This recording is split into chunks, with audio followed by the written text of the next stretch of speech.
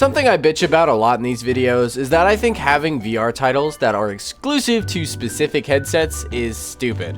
VR in and of itself is quite niche right now, so by locking some of these bigger games to specific headsets and systems, without any hardware need to do so, you create a scenario where you need a niche within a niche in order to play these big titles. The worst offender of this problem is probably the Quest 3, where big games like Batman and Deadpool are locked to specifically the Quest 3, and even some smaller indie games find their way without PC ports locked to Quest headsets.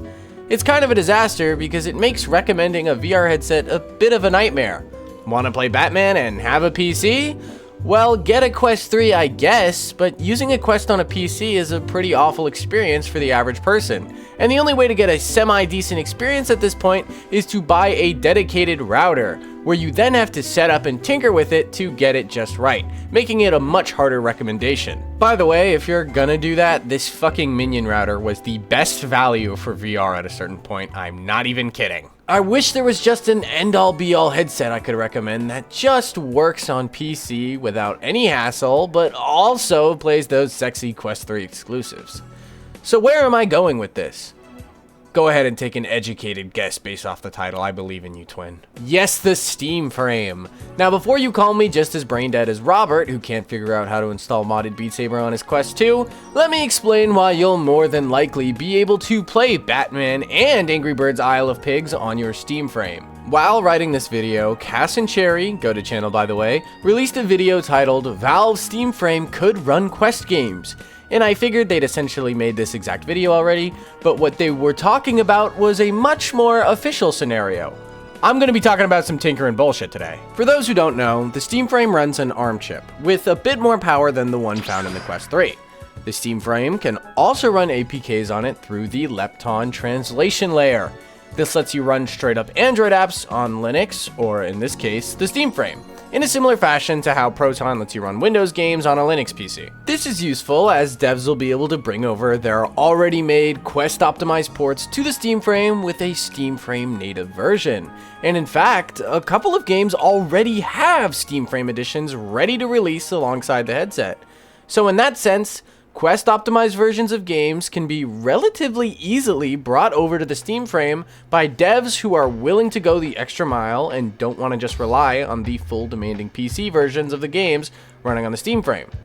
This is pretty cool, and what the Cass and Cherry video essentially covered. But all of what I just said is only one small piece of this three-part puzzle. Everything I just told you doesn't solve the exclusivity problem at all.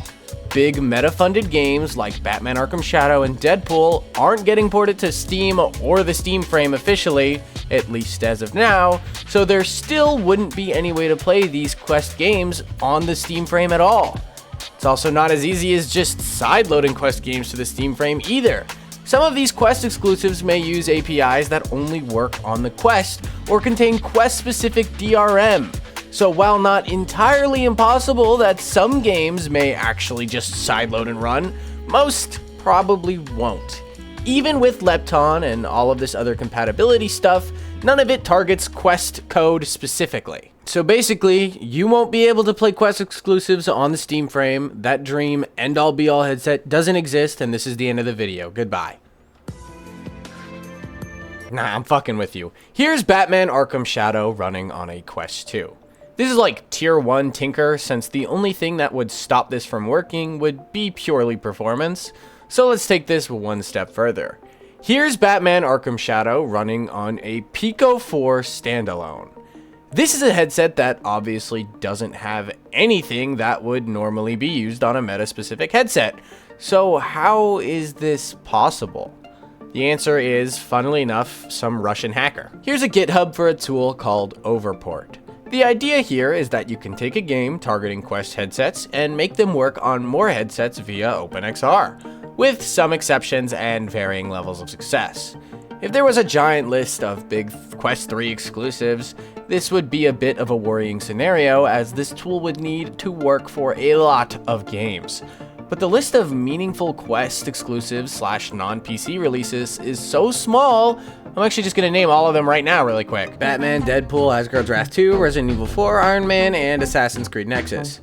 Funny thing about this list as well is that literally all of them are either using Unreal Engine or Unity, making the job of getting them working on other headsets that much easier.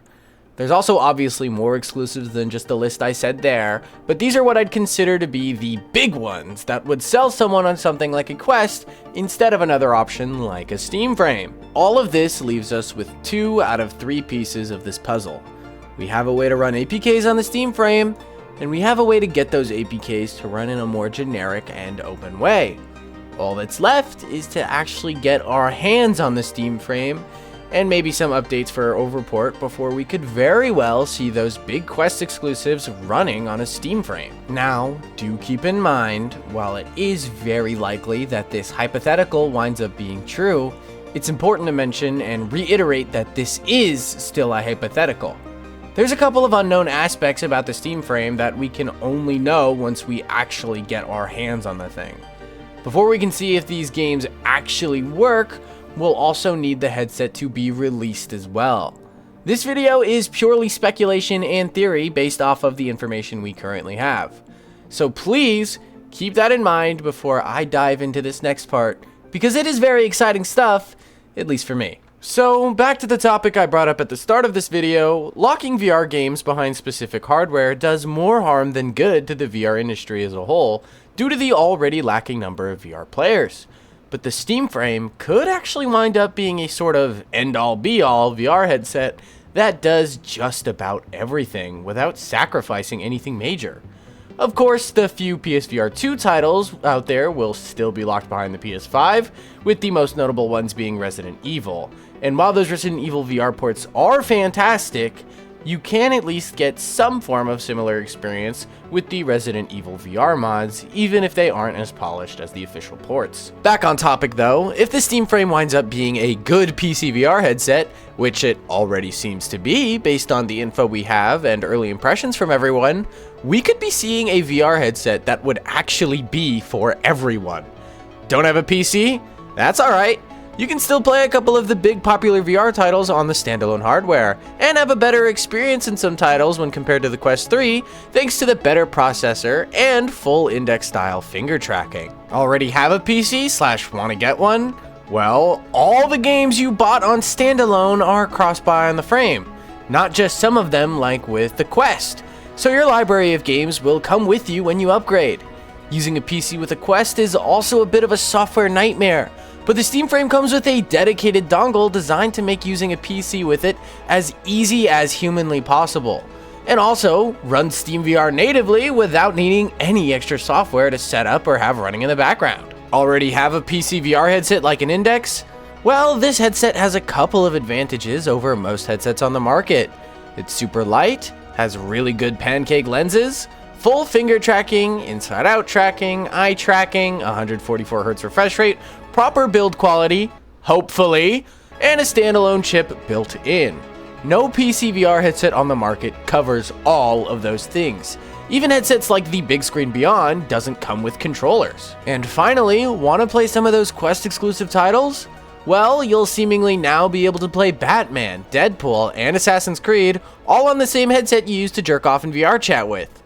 This headset is probably the most important headset to ever release, but I'm terrified of one thing: that goddamn price. I wasn't too worried since after the Steam Deck, Valve seemed to understand the importance of an affordable price, but with current issues like the Rampocalypse, I worry the headset that could have been one of the biggest pushes for VR in terms of value and capability will instead be out of reach to the people it would have been the most valuable to. What's the point of making a headset for everybody if the majority of people can't afford it? Regardless, as long as the price isn't over $1,000, which is pretty much all but confirmed, we should be good for an at least incredible all-rounder enthusiast level headset, while being out of reach for most consumers.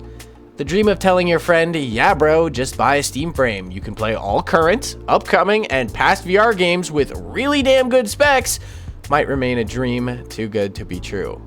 But lightning already struck once with the Steam Deck, allowing people to have an easily recommendable entry-level gaming PC. So hopefully one day, even if it's not with the Steam frame due to the prices, we can see that happen again. Or maybe Valve will amaze everyone with a $500 to $600 headset that completely shifts the VR market to be as accessible as possible. But only time will tell, and in a way, I hope this video ages like garbage. If you enjoyed this video, check out this one where I talk about a lot of the lesser known information about the Steam frame, things like the user experience and how it'll handle Oculus touch bindings by default. You can also get 10% off the entire MetaQuest store using the link in the description. It's the best way to support the channel and it saves you money, so you might as well use it if you were going to buy a game anyway. With all that out of the way, thank you so much for watching this video, and I'll catch you in the next one. Fat bitches. Lops and kisses!